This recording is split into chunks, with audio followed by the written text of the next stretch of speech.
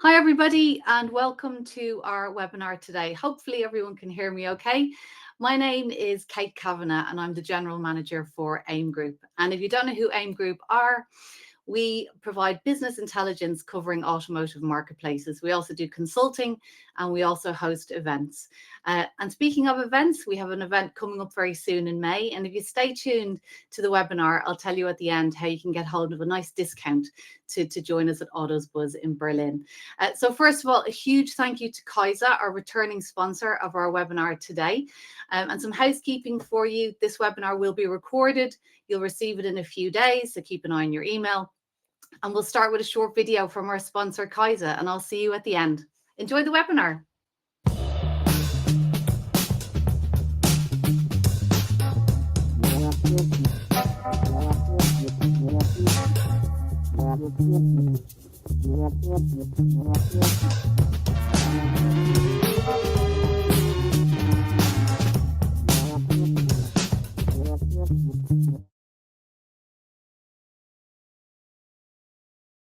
Everybody, our guest should be on stage in a second, but welcome to our webinar, the EV Challenge, how marketplaces can strengthen their partnership with OEMs and dealers. That looks like Rolf arriving, and hopefully Mark is there. Great, love it when the technology works. So maybe I could ask you both first to introduce yourselves and your businesses and just tell us a little about what you do. Mark? Hi, Rolf. Hello, everybody. Hi, yeah, so my name is Mark Palmer. I'm Head of Strategy and Insights at Auto Trader, which is the UK's largest automotive marketplace. We have about 80 to 85 million visits every month, 3 in 4 of the UK's franchise retailers and 1 in 5 independent retailers advertise new and used electric cars on the platform. So really, really big for electric as well as just generally selling cars.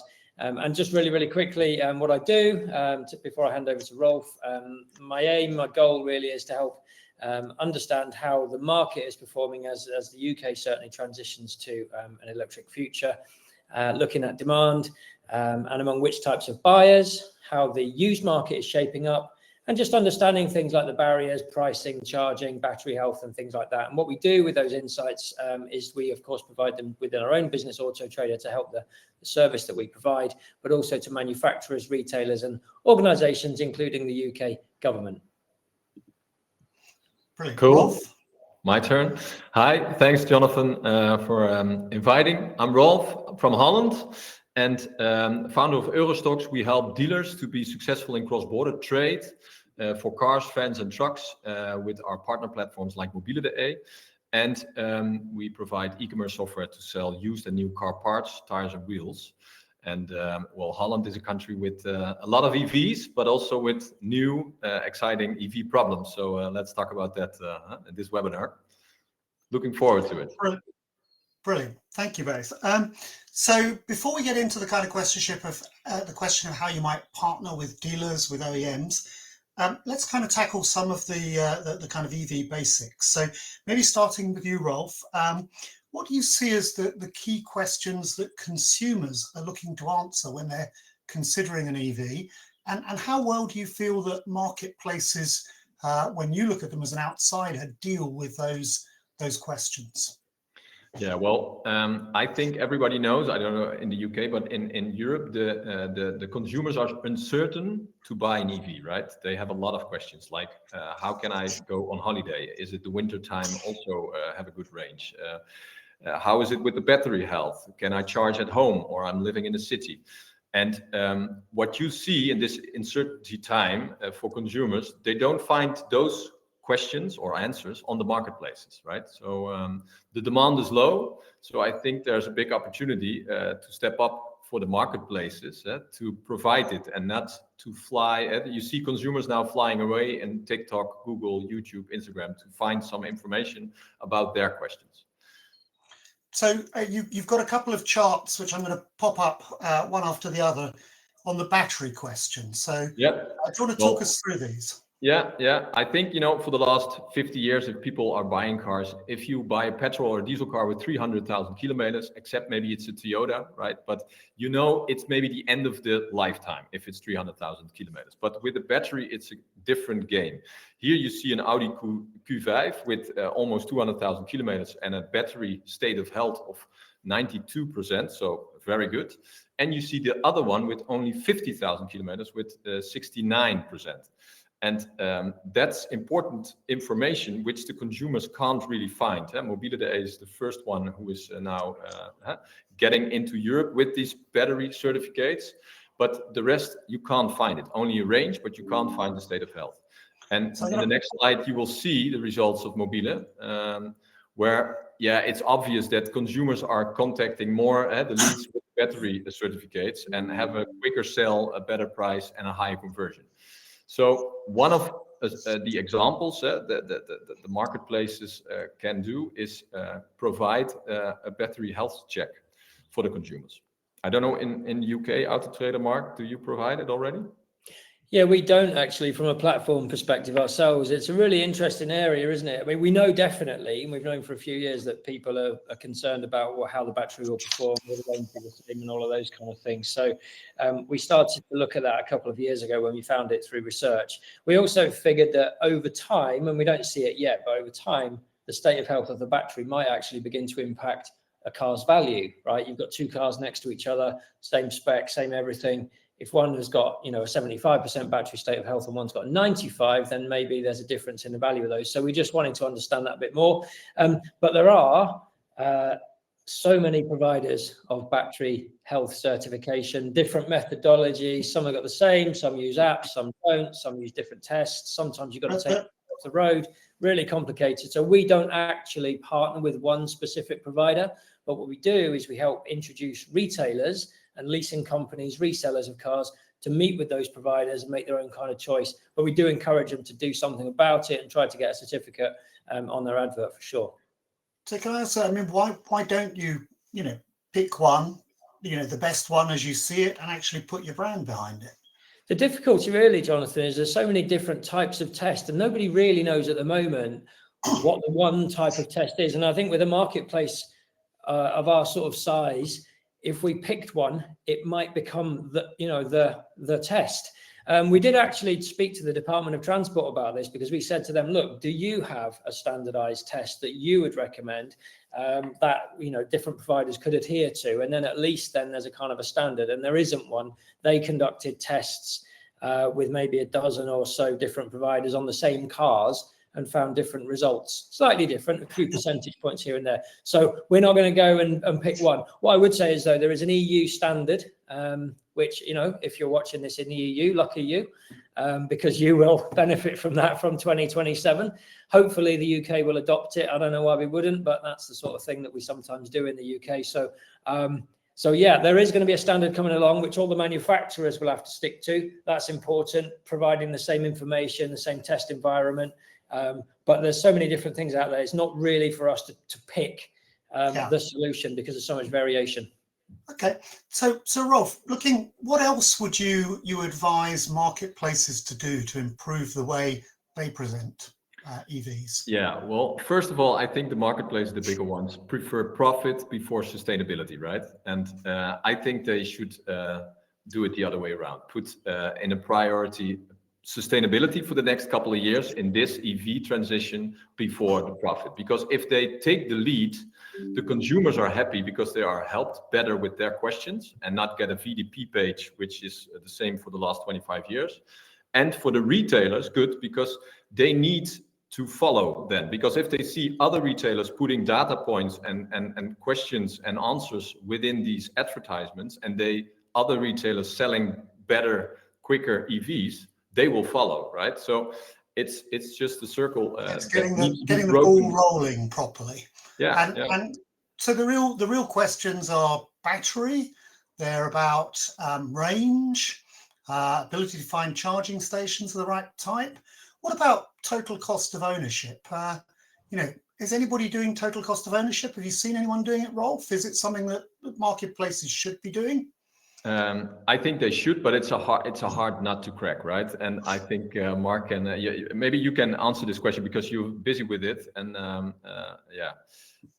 Yeah, no, you're right. It is really, really hard to crack it. There are so many variables in there, aren't there? There's the kind of the depreciation of the car, which, you know, we do forecast and we do kind of know about. So we've got data which can help with that. That's important. Consumers need to know about that. We also, using publicly available information, can calculate using average prices of electricity, domestic electricity, and fuel prices. We kind of know what you'd save on fuel, and we know what you'd save on tax and things like that. So those things are sort of fixed, and you could help do that. But we don't know necessarily about service maintenance and repair. That can be different. We don't know about insurance costs. That can be different. So the question is really, do you give consumers some of the information? Do you give it all? And where we are at the moment as Auto Trader is to kind of just say to people, right, these are the things that you really, the first questions are, can I afford the car? That's a big one. We didn't mention, you know, cost. That's always the number one objection. And we've tried to deal with that and the public charging question and the range question. Those are the ones we've got to first. Those are the big ones. Once you get past those, you can have a conversation with a retailer or somebody to say, right, what am I going to save every month? So we've stuck with basic facts. What do you save on fuel? And if you charge at home, what are the monthly savings there? So that's the way we've approached it so far. But if you look at the range, for example, I've measured in Belgium and the Dutch and the German marketplaces. In Belgium, Tweedehands only has 12% range data for all the electric cars. Autoscout in Belgium has 58, but it means that 50 or 80% of the other cars don't even have range, right? So if I'm buying an EV and I need to go to work for 100 kilometers, I need to know the range. And if I don't know that, I skip the ad. But the marketplaces sometimes hide behind, okay, but if the retailer doesn't have the data or couldn't bring the data, then we don't have the filters. And because the user experience will be maybe bad, right? But somebody needs to pick up and take the lead in this and say, okay, show if the range and more basic data is there, you can sell the car quicker and better. And then the retailers will follow. But it's just work to do. I think, yeah, just to follow up, I mean, from a marketplace perspective, which is where I am, we're in a transition. Less than 10% of the cars on the road, I mean, less than 5% of cars on the UK's roads are electric. So, you know, not everybody can afford them. Not everybody's actually selling them, as I mentioned at the top. You know, only 1 in 5 independent retailers are selling them. So you've got to transition through that. And really the position that we take at Auto Trader is we're not telling people you should buy an electric car, because at the moment that's still not right for everybody for a bunch of reasons, of course. For retailers, they might not be right. If you don't have a local market, then maybe it's not right for you to sell electric cars. So I think what marketplaces can do to help the transition is to kind of explain, you know, give consumers the information that they need, try to make that comparison with the petrol car as easy as it can possibly be, but also help retailers by understanding the things they need to know. If you're an independent retailer, you've never been trained on the product, you don't know what the questions are that consumers are going to turn up with, you might not even know where your local charging points are.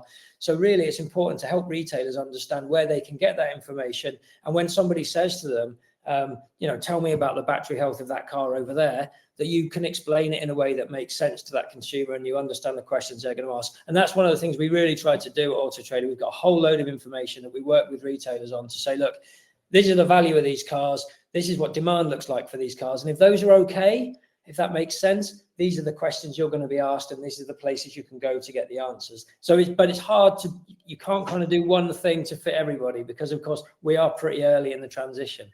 So when I look at Auto Trader's site, you know, you have in your top level filters, you don't have something that immediately says you're looking for an EV. You have a separate section for EVs, and then within your search you have a fuel filter where you can select electric, and you have range and battery filters. Is that decision to keep the EV section separate, has it got a kind of strong consumer logic behind it? Is it that you're reaching a different set of people and that's where they go to search? And does it actually get them into the broader information that you have?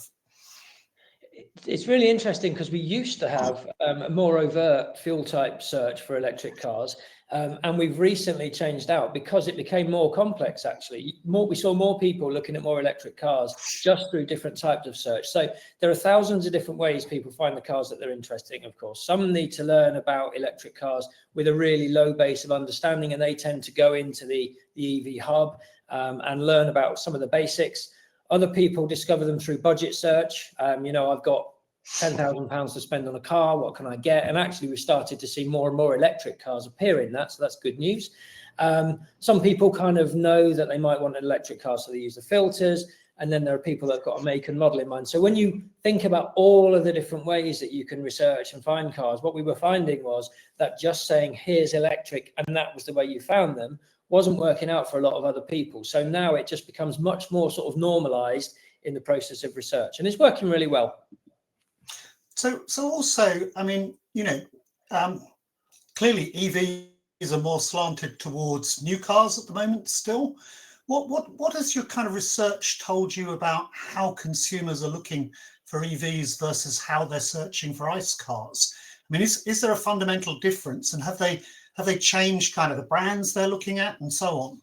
Oh yeah, definitely. I mean, I'll come to that brand point in a minute. Fundamentally, I mean, people are kind of, the questions are slightly different. There are more questions. They want to know things Rolf's touched on. They want to know about the range. They want to know about, you know, the implications of winter driving and all that sort of thing. So there are more questions, and you need more sort of content on your marketplace website or on YouTube or wherever you do that, to help people and guide people through. But the real difference that we've seen in electric car consideration has been on brand loyalty. The big study last year, well, we had 12,000 electric car owners, and one of the questions we asked them was, is this car the same brand as the last one that you owned? Because of course, normally repurchase rates from new car to new car would be about 40%, loyalty rate about 40%, but for EVs we found it was 19%. So you've got half the loyalty rate that you would have previously expected as a manufacturer or a retailer. You know, normally you start your annual or your monthly objectives, your targets, you're thinking, right, I can probably do about 40% renewal. For EVs, that's 20. So there is an enormous change. Lots more brands being considered, lots of different models being considered, loads more new entrants coming into the market. You know, just to close on this, in the UK, roughly this year, the market, new cars will be about 1.9 million. And there will be at least 70 brands selling cars within that 1.9 million. If we go back to 2019, the market was 2.3 million and the number of brands was 45. So we've gone from 45 brands in a bigger market to 70 plus brands in a smaller market. And that's where the competition, the drop in loyalty and the big change comes up. Huge opportunity for lots of brands and retailers.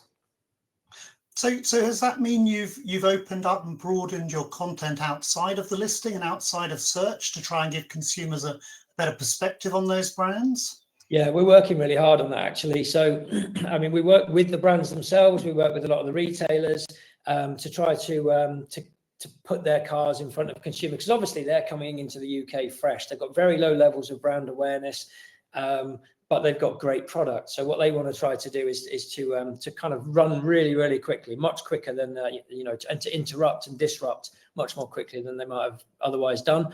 So we work really, really closely with them. We found in research actually last year that 2 in 5 car buyers would consider a car made by a Chinese brand, which is a really big start and a really big opportunity. So yeah, it is an opportunity for retailers, for those manufacturers.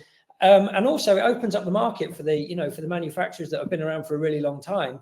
You know, if people have historically bought, you know, a Volkswagen or a Ford, and that's what they always kind of bought, and now they're half as likely to do that, it's not just the new entrant brands that could be taking that you know, a customer away. It could be you know, it could be a Peugeot, or it could be a whoever. So there's loads of opportunity, and we work with all of them to present the cars in the best possible way. So Rolf, you spend a lot of time with dealers, and you know, how do you see this from a dealer perspective, and what should marketplaces be doing to get the dealers much more involved in getting the right information out there and on the site? Yeah, well, two things maybe to mention. First of all, I think marketplaces can also provide more lead information behind the lead. So if a lead comes from a Volkswagen benzene car, but they also looked at EVs, Chinese models, for example, they might provide the dealer, hey, listen up, he's also looking at EVs, but the lead contact comes from an ICE combined car, right? So I think that's interesting, because then the sales manager can get into the discussion. Are you already you might take a look also at an EV. So that's again where marketplaces can help the retailers and the loyalty lower help for sales. That's one thing. And the second, but yeah, UK is not in Europe anymore, unfortunately. Mark, I hope you come back, because cross-border. I think technically we are still in Europe. It's just we're not in the EU. It's, yeah, I don't know. I want to correct that from a UK perspective. Oh, sorry. And the steering wheel's on the right side, right, or on the wrong? Absolutely, it's on the right side. Yeah. But you know, in Europe, cross-border trade, and that's also for the retailers very important. It's also a quicker. They increase the EV transition, because you see countries like Norway and Holland. They have pushed hard on the EVs, new EVs. So for 10 years, we are selling a lot of EVs. But then other countries are not even have subsidies, or cities not embracing the EVs, but it will come up. And what we see in Holland, for example, we sold in 2019 40,000 Tesla Model 3s. We couldn't absorb this after 5 years in a small Dutch market. So we had the price dropped from 35,000 euros to 15,000, but the European market picked it up for 2025. And that's a rescue for the retailers and the lease companies, because otherwise they would be having more loss, even more on the EVs. And if we can't sell in Holland the used EVs, we can't sell new EVs. So, and the whole transition needs to be made. And I think the retailers, but also the marketplaces like Mobilo or Autoscout needs to pick up this cross-border trade with transport and with also explanations. If you are in another city in Portugal or in Czech Republic and you want to have an EV, there's no EV market there, buy it somewhere else. And I think it all helps, because we need to go through this. And 99% of the people are still driving an ICE car. So everybody has this challenge for the next 10 years, right? So I guess a question for Mark. You know, when you're a marketplace and you're sending a lead out to a dealer, and say it's a lead for an ICE car, can you send them something that says, you know, this person's also been looking at, you know, an EV, or do you get stuck in kind of GDPR type stuff and challenges around that? And I guess there's a broader question. What are the clever things you do as a marketplace to put EVs in front of people who are not necessarily have got them as first consideration, but might have them as a next consideration? Yeah, so I guess to start with the first part, you know, if somebody inquires on a car and and they've been through let's say they've been through a whole process where they've looked at electric cars and they've settled on a petrol car, and that's the inquiry they send, and that's what we're going to stick to do. They must be in control. You know, what we do is we introduce the buyer and the seller on the vehicle that buyer is interested in. So no, we don't say to the retailer, you know, this person is inquiring on a petrol car, but they've actually been interested in electric. So try to tell them, you know, that's for the retailer and the customer to kind of sort out if that's an option. So we don't do that. We do with users on the site. There's a few things we do with car buyers on the site. You know, we're lucky enough to be able to record and, you know, track behavior and look at all the cars, you know, they're looking at. And we use an awful lot of machine learning and AI to work out what else it is they might be interested in. So we have, you know, you've seen it online, you know, you may also like. So if you've been interested in this type of car, people like you also consider this one. But we're not forcing electric cars on anybody. They've got to show some propensity and some interest. It's really important that buyers make their own decisions, but we do give them kind of information that they might need. So there's a few different ways where we can kind of help buyers make more environmentally friendly choices, which we think is a good thing to do. And then I guess the other thing, this is a big thing for marketplaces in working with retailers and with manufacturers, is using all of that data that you capture from the users as they go around the site to go back to those brands and to those retailers and say, right, at the moment, your electric car is not entering people's shortlists in the way that other electric cars are, or not getting you towards your targets. These are the kind of buyers that are looking at electric cars. we know from your targeting that you're not really in the right place, or that your price position maybe isn't as competitive as some of the others. There are loads of different things where we're collating data to go back and say, right, okay, here's some important insight that will help you find more people to consider your electric cars. And I think for marketplaces, that's a real valuable thing to be able to do, as well as present cars to people, to customers, to buyers, is to go back to the seller and say, right, look, you're not really getting the response or whatever that you want, the interest that you want. Here's some data to show you maybe how you could reevaluate your targeting. Okay, I'm just going to pause for 1 second and say to our audience, if you want to ask questions in about 5 minutes, there'll be an opportunity for us to take the questions we've got from the audience. Please just put your questions in the chat, and we'll get to them in a short space of time. Mark, that kind of gets me into the kind of whole partnership area with OEMs in particular. You know, I mean, has EVs opened up an opportunity for you? I mean, I think you've been building for many years to try and create a better connection with OEMs over new cars and franchise dealers. Has EVs kind of put you in a different position, and how are you using them to leverage and create your partnerships with OEMs? I think EV's been quite a catalyst, along with digitalization. We've seen over the last 5 years, both EV and digitalization, more people doing more things online in their car buying research and doing less physically. Now, most people, 9 in 10 people, still go to visit a retailer anyway. That doesn't change. But what we've seen is a massive growth in the volume of people looking at electric cars, certainly on our platform, and not necessarily visiting manufacturer websites in the numbers that they once were. So manufacturer website traffic is broadly flat, is plateaued. In some cases it's falling, and that's not the case for lots of marketplaces. So the first thing that marketplaces have, which is important, is buyers. And in the UK context, we've got targets, as they have in many markets, where you've got to sell a certain number of electric cars every year, or there are fines. The targets are hard for lots of manufacturers, and they don't have enough buyers. So the first thing really that marketplaces are able to provide is a great big audience of people that could and maybe should be considering electric cars. And that's been the key thing. The second thing, as I mentioned, is the data. Who is it that's considering those cars? What else are they looking at? How might you start to convert them? And then the last thing, Rolf touched on this earlier on, which is really interesting, which is on resale values and after sales, because for a really long time, those resale values of used cars, sort of 2, 3, 4-year-old used cars, which underpin finance and leasing agreements, of course, they've been really stable and really predictable. But for electric, that isn't the case. And the only way to understand that for retailers, for lease codes, for manufacturers, is to use as much data as you can get. So if you're a marketplace with that data, then there's a really good opportunity to share that with those people, so they can maybe start to predict more accurately what used electric cars will be worth in 3-4 years' time. And are you able to prove to the OEMs that works for them, you know, in a quantitative way? Yeah. You know, I think you gave me some examples the other day of things you see when manufacturers do EV campaigns and so on. Yeah, 100%. Yeah, absolutely right. I mean, we know that when manufacturers, if they run good marketing campaigns, and many of them do, of course, then there's a response. We can see it on the platform. A big Chinese manufacturer that sponsored a big football tournament last year, suddenly there were lots more searches on our platform for their stock.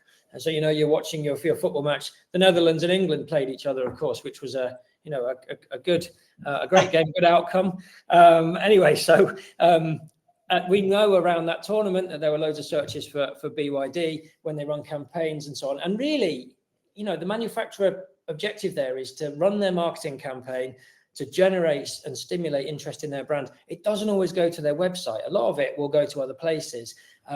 You know, we weren't trying to capture it. They just came to Auto Trader, and you know, there were cars for people to look at. So there's lots of different ways where marketplaces are beneficiaries of what's going on in the market, and then can play that back to franchise networks or to manufacturers. And I guess a side question on that, have you had to evolve your brand at all? I mean, you know, often marketplaces in the past were kind of viewed as at the lower end of the market. You know, OEMs are obsessive about their brands. What have you done to kind of move the brand image? I think, well, we've run marketing campaigns ourselves to talk about the things that, you know, and the types of consumers that come to the platform, and to talk to them to those consumers about what they can do with us. But I think the big thing, the real difference for us has been actually the insight that we provided to the manufacturers. When we really got hold of all of the data that we have on what's happening in the market, and we really understood different types of buyers at a very granular level, make and model and so on. And we started to share that with brands. And we don't charge for this information. That was a real changer for us. We were very open and transparent about what we knew about their buyers and about their brands and about their competition. And it became clear to them that, we've got a lot of people that could buy their cars. And it makes sense to list cars or to work with us and their retailers to list those cars and then see the results come in. So there's a lot of different things that we've done. But really, the insight has been at the core of our proposition and our offering to manufacturers. And that has really moved things on in the last 4 or 5 years as they found it increasingly difficult to connect with buyers, and also especially around electric. That's been a big change. Okay, and you're saying consumers are absolutely comfortable already with the brand as a new car, more premium quality brand. Oh, absolutely, yeah. Yeah, I mean, we have about 10 million unique visitors every month, about 1 to 2 million, depending on the month, are looking at new cars. They appear in the same searches as used, sometimes depending on the budget. So, we know that people want to compare new and used together, and we've just made it easier for them to do that. Brilliant. Rolf, last question, one question to each of you, same question. One thing, there are going to be some dealer groups, some OEMs watching.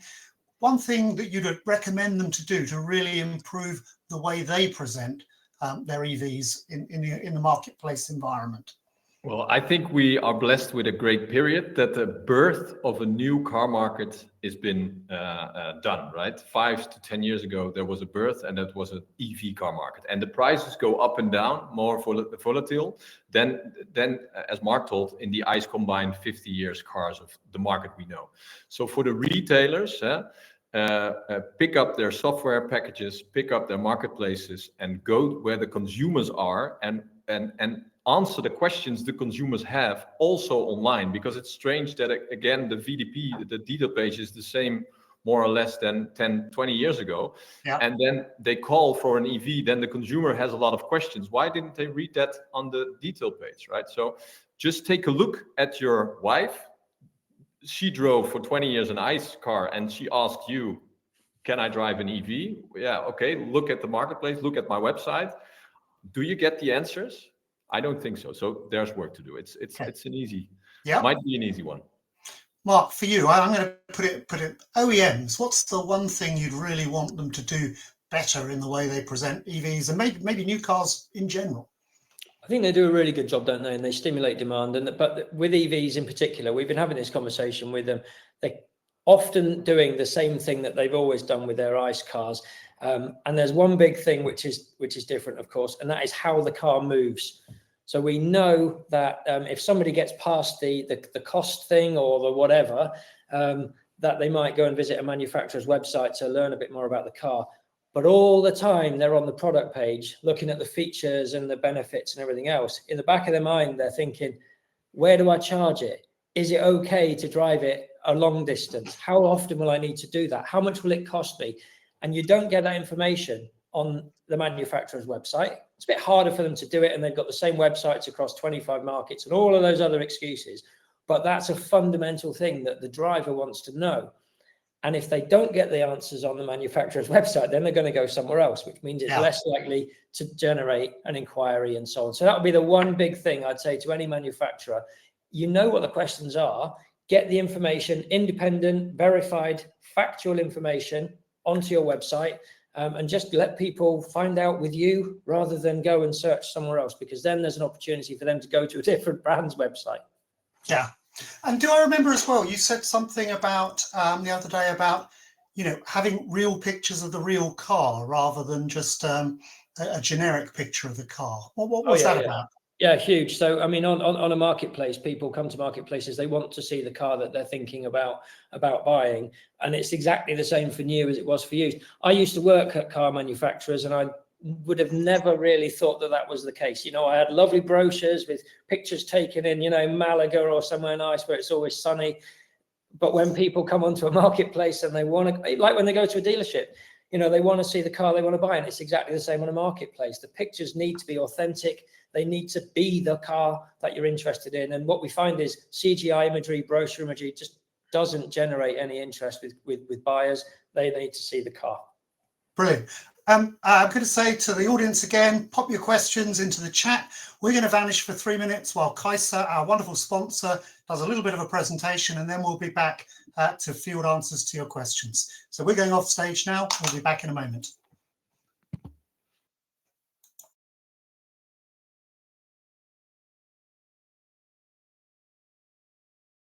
Hey, everybody. Thank you so much for having us here. And I guess in many ways, the conversation between Rolf and Mark kind of gave me a bit of relief, because a lot of what I have to say aligns with what they just spoke about. Let me just bring out this quick data point for you. Here we go. So we've seen that 43% of EV buyers are still what we call as comparison buyers. They're still trying to decide between a traditional gas car or an EV. And obviously the challenges were discussed in depth the last 15, 20 minutes. But marketplaces come in a very interesting position over here. They have a lot of power to help these dealers and set them up for success when it comes to selling EVs. And it also extends over to the OEMs as well.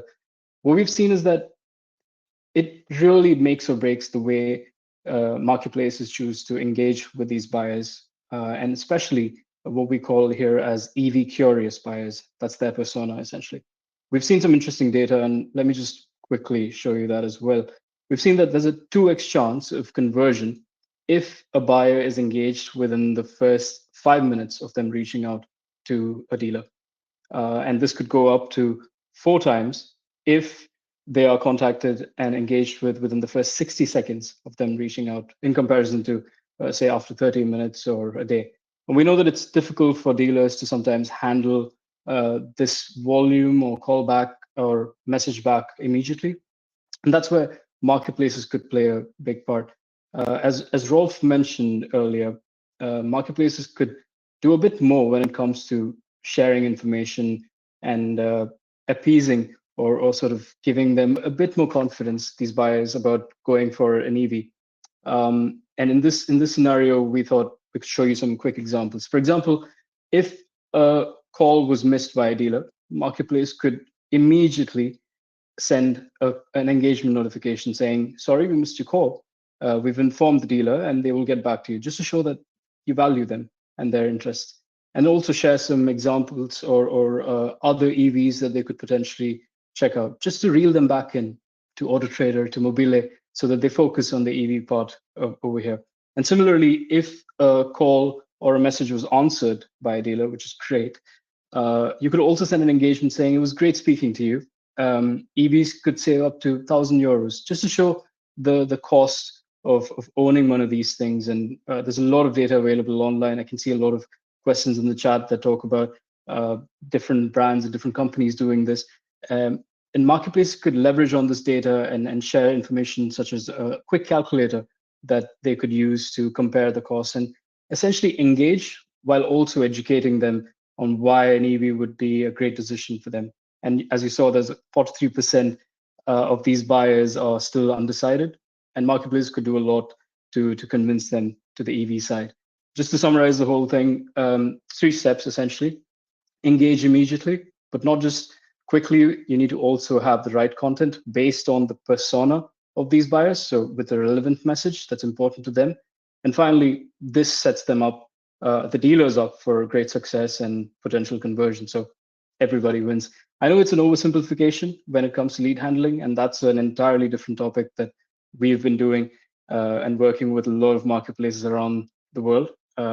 Today, we power around 3 million customer experiences every single month. And then we work with some of the biggest marketplaces that we have over here in Europe and North America. I hope we can have conversations outside this webinar. So looking forward to that. By the way, we'll be at the Autos Buzz event in May. So looking forward to seeing you all there as well. Thank you so much. Thank you. And will you please stay with us, because I know we've at least got one question for you already. So, welcome back, everybody back on stage again. Great, fantastic. So maybe kick off with one for Mark, if I can find it again. So question for you. What types of partnership do you manage to establish with OEMs? And what needs do you address in those partnerships? And how do you get to the conclusion on what those needs are? That's a great question. I think the start point is really what is the information that the manufacturer needs to help them. You know, what objective are they trying to get to? So we kind of we talked quite a lot about electric cars. Let me give you an example. When someone comes onto Auto Trader, the thing they do is they punch in their postcode, their zip code, or you know, whatever it is in different countries, and then they look at cars. And we record, as I mentioned, all the cars those people look at anonymously. Now, there are people in the manufacturer world who are thinking, where do I put a new dealership? You know, we've got an open point in, I don't know, Scotland or the north of England or the southwest or something. Should I put a dealership there? And we have information that says there is or there isn't demand for your brand, or for competitors. We can say that in those local areas, competitors are doing really well on these types of cars. So maybe you should think about that. There are other manufacturers who, the biggest one probably is they're struggling to sell a certain model, and our information shows that maybe their competitor set, the one that they benchmark against and price against, and they calculate their offers against, might not be the right one. Quite often, there's a very traditional view of which competitor sets and shortlists consumers make. We find in our data really different types of cars that are in there. So if you're a product manager at a manufacturer, you're thinking, well, hang on a minute, I'm not getting the order take I need, but you know, how am I going to beat these competitors? I seem to be okay. And actually, there's a different set of competitors that consumers are looking at, and data can help unlock that. Then they can think about the pricing and the positioning and the offers that they put into market on those. So really the start point is there's loads of opportunities to partner with manufacturers, but you've got to think about the different parts of that business, what the motivations and objectives are for the different stakeholders, and then what data you've got to try to help them out. So data is the heart of everything here. Yeah, for sure. Okay, a question for Rolf, not least because I think this one has some relevance on cross-border in Europe as well. So, do marketplaces, or should marketplaces include EV incentives or tax reductions within the listings they have, and how do these regulation changes impact on the used car pricing in general? Yeah, well, it's also a good one. Well, cross-border trade is there because of the incentives in one way or another way that the one country has it and the other country has not. And as Mark also mentioned before in the webinar, the total cost of ownership and the cost for this new used EV is different in every country, and it's really hard for the per period to say what the advantages are. But people know in their city, in their country, what the benefits would be on price if there's some subsidy, like solar power, right? Or like those kind of subsidies there are. And from there, they can start to get in touch with the sellers. But the sellers need to be open for different kind of buyers to sell the car and to interact with these benefits per country, per city. And what you see here is that they are telling sometimes, like, I don't sell beyond my region because I don't know how that works, and it's exciting and it's maybe difficult. And marketplaces again can help with this cross-border because it isn't that difficult. Brilliant. And I gather you've got particularly high taxes on new cars in the Netherlands. Is that true? Yeah, on Porsches and on petrol cars, yeah, we have. And we don't have it on EVs, but there's a big discussion in Holland to not have this, like Denmark, the luxury tax on the cars. But yeah again, the government needs money, and the car in our country, at least, is a big milking cow. Is that an expression? Yes, milk cow. In English? Okay, cool. So a question for Aditya. Can you elaborate on how you determine the buyer's persona and whether they're thinking about EVs or ICE vehicles? I mean, how do you get to easily, quickly understand that? Yeah, I couldn't cover that in my presentation, but quickly, so we're customer experience platforms, and as Mark mentioned earlier, you look at the data and the behavior of the buyer based on which page they go on, what kind of ad listings they interact with.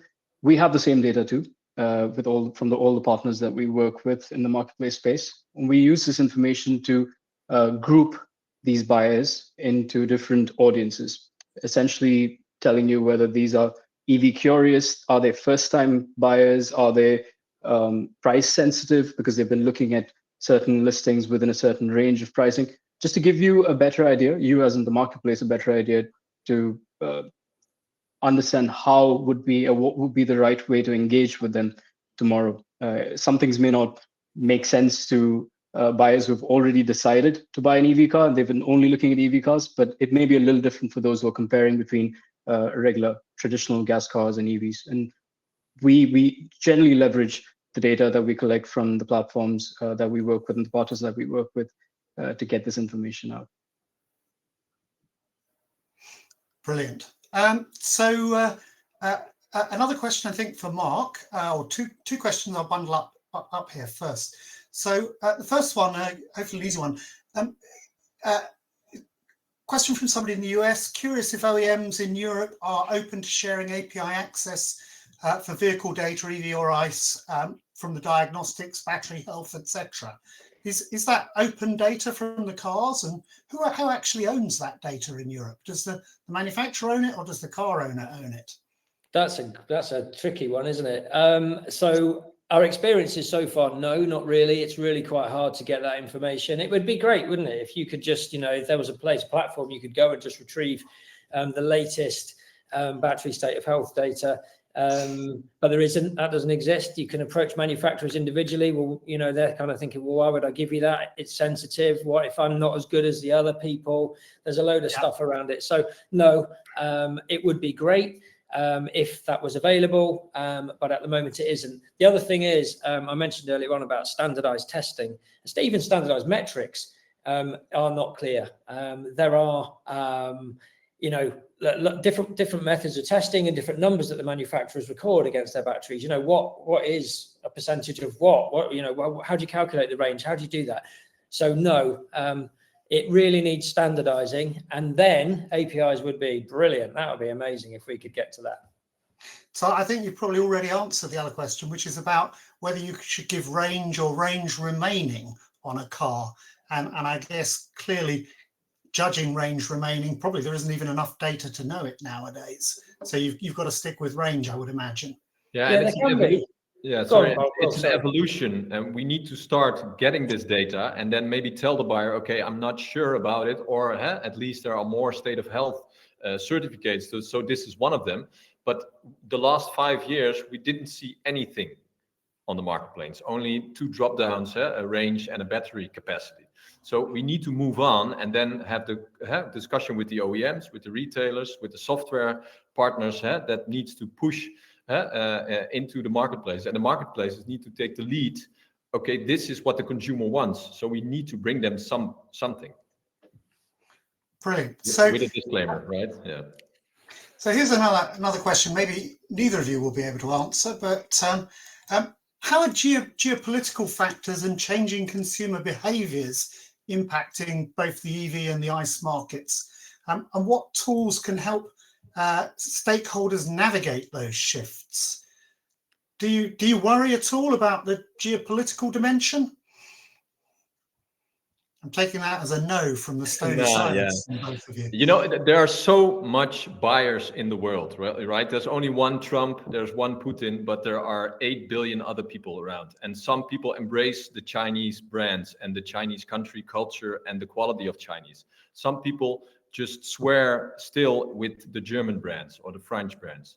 But you don't have one type of buyer. So everybody's in this market. And we know for one thing, and I hope that's clear, but it's also still a big discussion, that an ICE combined car is just not as green as an EV car. So we need to move on in the next years to EVs and not putting oil out of the earth. So one way or another, we need to bring this EV transition to another level. And everybody needs to pick up his sleeves to do something about it. I recently read about a lot of Teslas being available on Le Bon Coin, which is the marketplace in France. So Yeah. Just a point on that. I mean, this industry, the manufacturers, retailers, and actually consumers are really adaptable and really resilient if we think about all of the change that there's been over the last even 5 years. So no, yes, it'll work itself out. It just seems to always work itself out. Just a point on Tesla. It's interesting you mentioned that, Aditya. We've seen videos of Teslas being set alight in California. You know, we were just doing some analysis on our platform this week, and we found that demand for used Teslas certainly is still as strong as it ever was. 1 in 5 inquiries on a used electric car still goes to a retailer with a Tesla. So, you know, the public in the UK anyway doesn't yet seem really bothered about politics. If the car is really good and if it does what I need it to do and if I can afford it and it's still quite cool, then maybe I can put some of those things aside. And to Rob's point, it's electric, and if it replaces the petrol, then great. You know, you have the discussion at home. Can you drive a Volkswagen Polo, you know, with manual with your daughter, or you can bring her for 20,000 euro, also a Tesla Model 3. You know, drive it yourself in both cars. I think the most people would say, well, I think a Tesla as a product, not as Elon Musk, right? As a product, is just a better. So that's the way things work, right? I guess. Well, I think we shouldn't go further there. We don't want our webinars to be banned from appearing in the States or anything like that. But so last question, one for Mark. And I guess this is to me is a slightly more than the question asked. But you know, when using AI and deep learning to show you may also like this types of cars, do you suggest new cars to used cars customers and vice versa? But also, do you have any kind of sense of what % of used car customers are interested in new? And vice versa, is how big is that trade across in people's minds? Yeah, it can be. You may also like, yes, I mean, based upon what we've seen the buyer doing, then we'll show them new cars, and we can also show them other used cars. What we find is, you know, the broad spectrum of people considering used cars is massive, and the ages of those cars can go from, you know, 50 days to 15 years. What we do find is there's a lot of cross shopping between new and used up to about 3 years old. Most people who are, at least a third of people who are looking at used cars up to 3 will also be considering new.